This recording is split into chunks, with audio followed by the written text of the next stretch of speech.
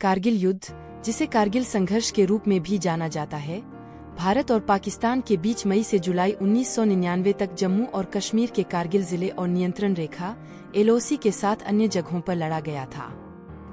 भारत में इस संघर्ष को ऑपरेशन विजय के रूप में भी जाना जाता है, जो इस क्षेत्र में भारतीय सैन्य अभियान का कोड नाम था। भारतीय वायुसेना ने LOC के पास खाली भारतीय स्थानों से पाकिस्तानी सेना और अर्धसैनिक बलों को बाहर निकालने के लिए भारतीय सेना के साथ संयुक्त रूप से कार्रवाई की, जिसे ऑपरेशन सफेद सागर के रूप में नामित किया गया था। यह संघर्ष कश्मीरी उग्रवादियों के भेष में पाकिस्तानी सैनिकों की नियंत्रण रेखा के भारतीय हिस्से में रणनीतिक घुसपैठ से शुरू हुआ था, जो कश्मीर के विवादित क्षेत्र में दोनों देशों के बीच वास्तविक सीमा के रूप में कार्य करता है। शुरुआती चरणों के दौरान पाकिस्तान ने लड़ाई के लिए पूरी तरह से स्वतंत्र कश्मीरी विद्रोहियों को जिम्मेदार ठहराया, लेकिन हताहतों की संख्या के पीछे छोड़े गए दस्तावेजों और बाद में पाकिस्तान के प्रधानमंत्री और सेना प्रमुख के बयानों से पता चला कि जनरल अशरफ रशीद के नेतृत्व में पाकिस्तानी अर्धसैनिक बलों की भागीदारी थी। भारतीय सेना ने बाद में भारतीय वायुसेना के समर्थन से नियंत्रण रेखा के भारतीय पक्ष पर अधिकांश पदों पर पुनः कब्जा कर लिया। अंतर्राष्ट्रीय कूटनीतिक विरोध का सामना करते हुए पाकिस्तानी सेनाएं नियंत्रण रेखा पर शेष सभी भारतीय चौकियों से हट गईं। 1947 में भारत के विभाजन से पहले कारगिल लद्दाख की एक तहसील थी, जो एक विरल आबादी वाला क्षेत्र था, जिसमें विविध भाषाएं, जाति और धार्मिक समूह दुनिया के कुछ सबसे ऊंचे पहाड़ों से अलग घाटियों में रहते थे। 1947 से 1948 का भारत पाकिस्तान युद्ध नियंत्रण रेखा के लद्दाख जिले को दो भागों में विभाजित करने के साथ समाप्त हुआ, जिसमें स्कर्दू तहसील पाकिस्तान में चली गई, जो अब गिलगित बाल्टिस्तान का हिस्सा है। 1971 के भारत पाकिस्तान युद्ध में पाकिस्तान की हार के बाद दोनों देशों ने सीमा के संबंध में सशस्त्र संघर्ष में शामिल नहीं होने का वादा करते हुए शिमला समझौते पर हस्ताक्षर किए। कारगिल शहर श्रीनगर से 205 किलोमीटर दूर स्थित है, जो LOC के पार उत्तरी क्षेत्रों का सामना करता है। हिमालय के अन्य क्षेत्रों की तरह कारगिल में महाद्वीपीय जलवायु है। गर्मियां ठंडी और ठंडी रातें होती हैं, जबकि सर्दियां लंबी और ठंडी होती हैं और तापमान अक्सर -48 डिग्री सेल्सियस तक गिर जाता है। श्रीनगर को लेह से जोड़ने वाला भारतीय राष्ट्रीय राजमार्ग NH1 कारगिल से होकर गुजरता है। जिस क्षेत्र में घुसपैठ और लड़ाई देखी गई, वह श्रीनगर और लेह को जोड़ने वाली इस एकमात्र सड़क पर स्थित 160 किलोमीटर लंबी चोटियों का क्षेत्र है।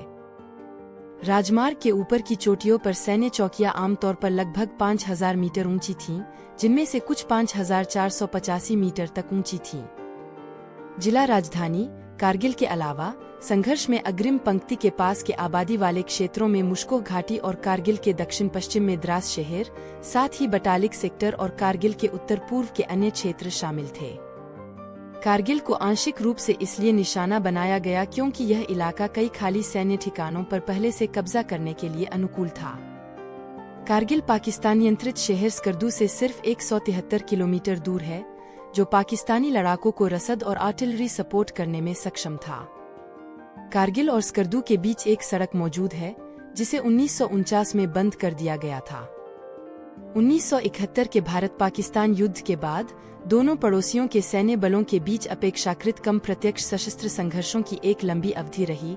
आसपास की पर्वत श्रृंखलाओं पर सैन्य चौकियां स्थापित करके सियाचिन ग्लेशियर को नियंत्रित करने के दोनों देशों के प्रयासों के बावजूद और 1980 के दशक में परिणामी सैन्य झड़पें। हालांकि 1990 के दशक के दौरान कश्मीर में अलगाववादी गतिविधियों, जिनमें से कुछ को पाकिस्तान द्वारा समर्थित किया गया था, अलगाववादी गतिविधियों के कारण बढ़ते तनाव और संघर्ष के साथ साथ 1998 में दोनों देशों द्वारा परमाणु परीक्षणों के संचालन के कारण उग्र माहौल बन गया। स्थिति को शांत करने के प्रयास में दोनों देशों ने फरवरी 1999 में लाहौर घोषणा पर हस्ताक्षर किए, जिसमें कश्मीर संघर्ष का शांतिपूर्ण और द्विपक्षीय समाधान प्रदान करने का वादा किया गया। 1998 से 1999 की सर्दियों के दौरान पाकिस्तानी सशस्त्र बलों के कुछ तत्व गुप्त रूप से प्रशिक्षण ले रहे थे और पाकिस्तानी सैनिकों और अर्धसैनिक बलों को कुछ कथित तौर पर मुजाहिदीन की आड़ में LOC के भारतीय क्षेत्र में भेज रहे थे। घुसपैठ को ऑपरेशन दादर नाम दिया गया था। इसका उद्देश्य कश्मीर और लद्दाख के बीच संबंध को तोड़ना और भारतीय सेनाओं को सियाचिन ग्लेशियर से पीछे हटना था, जिससे भारत को व्यापक कश्मीर विवाद के समाधान के लिए बातचीत करने के लिए मजबूर होना पड़ा। पाकिस्तान का यह भी मानना था कि क्षेत्र में कोई भी तनाव कश्मीर मुद्दे का अंतर्राष्ट्रीयकरण कर देगा, जिससे उसे त्वरित समाधान हासिल करने में मदद मिलेगी। एक अन्य लक्ष्य सक्रिय भूमिका निभाकर जम्मू कश्मीर में एक दशक से चले आ रहे विद्रोह के मनोबल को बढ़ाना हो सकता है। पाकिस्तानी लेफ्टिनेंट जनरल शाहिद अजीज, जो उस समय ISI के विश्लेषण विंग के प्रमुख थे, उन्होंने पुष्टि की है कि कारगिल युद्ध में कोई मुजाहिदीन शामिल नहीं था, केवल नियमित पाकिस्तानी सेना के सैनिक थे। जनवरी 2013 में द नेशन दैनिक में अपने लेख में लेफ्टिनेंट जनरल अजीज ने लिखा, कोई मुजाहिदीन नहीं था, केवल टेप किए गए वायरलेस संदेश थे जिन्होंने किसी को बेवकूफ नहीं बनाया। हमारे सैनिकों को हाथ में लिए गए हथियारों और गोला बारूद के साथ बंजर पहाड़ियों पर कब्जा करने के लिए मजबूर किया गया था। लेखकों ने अनुमान लगाया है कि ऑपरेशन का उद्देश्य 1984 में भारत के ऑपरेशन मेघदूत का प्रतिशोध हो सकता है, जिसने सियाचिन ग्लेशियर का अधिकांश भाग जब्त कर लिया था। भारत के तत्कालीन सेना प्रमुख वेद प्रकाश मलिक और कई विद्वानों के अनुसार रसद आपूर्ति मार्गों के निर्माण सहित अधिकांश पृष्ठभूमि योजनाएं बहुत पहले ही शुरू कर दी गई थीं।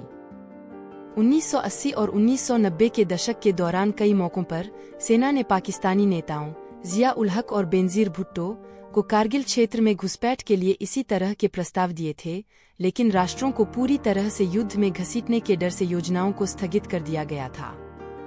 कुछ विश्लेषकों का मानना है कि अक्टूबर 1998 में परवेज मुशर्रफ के सेनाध्यक्ष नियुक्त होने के तुरंत बाद हमले का खाका फिर से सक्रिय हो गया था। युद्ध के बाद कारगिल संघर्ष के दौरान पाकिस्तान के प्रधानमंत्री नवाज शरीफ ने दावा किया कि वह योजनाओं से अनजान थे और उन्हें पहली बार स्थिति के बारे में तब पता चला जब उन्हें भारत में उनके समकक्ष अटल बिहारी वाजपेयी का एक जरूरी फोन आया। शरीफ ने इस योजना के लिए मुशर्रफ और केवल उनके 2 या 3 साथियों को जिम्मेदार ठहराया। कुछ पाकिस्तानी लेखकों ने इस विचार को साझा किया है कि मुशर्रफ सहित केवल 4 जनरलों को इस योजना के बारे में पता था। हालांकि मुशर्रफ ने इस बात पर जोर दिया कि शरीफ को 20 फरवरी को वाजपेयी की लाहौर यात्रा से 15 दिन पहले कारगिल ऑपरेशन के बारे में जानकारी दी गई थी। कारगिल युद्ध के 3 प्रमुख चरण थे। सबसे पहले पाकिस्तान ने कश्मीर के भारतीय नियंत्रित हिस्से में घुसपैठ की और रणनीतिक स्थानों पर कब्जा कर लिया, जिससे वह NH-1 को अपनी आर्टिलरी की सीमा के भीतर लाने में सक्षम हो गया। अगले चरण में भारत द्वारा घुसपैठ की खोज करना और उसका जवाब देने के लिए सेनाएं जुटाना शामिल था। अंतिम चरण में भारतीय और पाकिस्तानी सेनाओं के बीच बड़ी लड़ाई हुई, जिसके परिणामस्वरूप भारत ने पाकिस्तानी सेना के कब्जे वाले अधिकांश क्षेत्रों पर फिर से कब्जा कर लिया और अंतर्राष्ट्रीय दबाव के बाद पाकिस्तानी सेना LOC के पार वापस चली गई। फरवरी 1999 के दौरान पाकिस्तानी सेना ने LOC के भारतीय हिस्से पर कुछ चौकियों पर कब्जा करने के लिए सेनाएं भेजी। विशिष्ट विशेष सेवा समूह के सैनिकों के साथ साथ नॉर्दर्न लाइट इन्फेंट्री, एक अर्धसैनिक रेजिमेंट जो उस समय नियमित पाकिस्तानी सेना का हिस्सा नहीं थी, उसकी 4 से 7 बटालियनों ने गुप्त रूप से और खुले तौर पर भारतीय नियंत्रित क्षेत्र के 132 सुविधाजनक बिंदुओं पर अड्डे स्थापित किए। कुछ रिपोर्टों के अनुसार इन पाकिस्तानी सेनाओं को कश्मीरी गुरिल्लाओं और अफगान भाड़े के सैनिकों का समर्थन प्राप्त था। जनरल वेद मलिक के मुताबिक सबसे ज्यादा घुसपैठ अप्रैल में हुई। पाकिस्तानी घुसपैठ निचली मुश्को घाटी की ऊंचाई पर द्रास में मारपोला रिजलाइन के साथ, कारगिल के पास काक्सर में, सिंधु नदी के पूर्व में बटालिक सेक्टर में, चोरबतला सेक्टर के ऊपर की ऊंचाई पर हुई जहां LOC उत्तर की ओर मुड़ती है, और सियाचिन क्षेत्र के दक्षिण में तुर्तुक सेक्टर में। प्रारंभ में कई कारणों से इन घुसपैठों का पता नहीं चल सका। पाकिस्तानी सेना द्वारा घुसपैठ किए गए कुछ क्षेत्रों में भारतीय गश्ती दल नहीं भेजे गए थे और कुछ क्षेत्रों में पाकिस्तान द्वारा भारी तोपखाने की गोलीबारी ने घुसपैठियों को कवर प्रदान किया था। लेकिन मई के दूसरे सप्ताह तक कैप्टन सौरभ कालिया के नेतृत्व में एक भारतीय गश्ती दल पर घात लगाकर हमला किया गया, जिसने बटालिक सेक्टर में एक स्थानीय चरवाहे की सूचना पर कार्रवाई की, जिससे घुसपैठ का पर्दाफाश हो गया। प्रारंभ में घुसपैठ की प्रकृति या सीमा के बारे में बहुत कम जानकारी होने के कारण क्षेत्र में भारतीय सैनिकों ने मान लिया कि घुसपैठिए जिहादी थे और दावा किया कि वे कुछ दिनों के भीतर उन्हें बाहर निकाल देंगे। इसके बाद LOC पर कहीं और घुसपैठ की खोज हुई और घुसपैठियों द्वारा अपनाई गई रणनीति में अंतर के कारण भारतीय सेना को एहसास हुआ कि हमले की योजना बहुत बड़े पैमाने पर थी। आमतौर पर प्रवेश द्वारा जब्त किया गया कुल क्षेत्र 130 और 200 वर्ग किमी के बीच माना जाता है। भारत सरकार ने 2 लाख भारतीय सैनिकों की लामबंदी ऑपरेशन विजय के साथ जवाब दिया। हालांकि इलाके की प्रकृति के कारण डिवीजन और कोर ऑपरेशन स्थापित नहीं किए जा सके। बाद की लड़ाई अधिकतर ब्रिगेड या बटालियन स्तर पर आयोजित की गई। वास्तव में भारतीय सेना के 2 डिवीजन, जिनकी संख्या 20,000 थी, साथ ही भारत के अर्धसैनिक बलों और वायु सेना के कई हजार जवानों को संघर्ष क्षेत्र में तैनात किया गया था।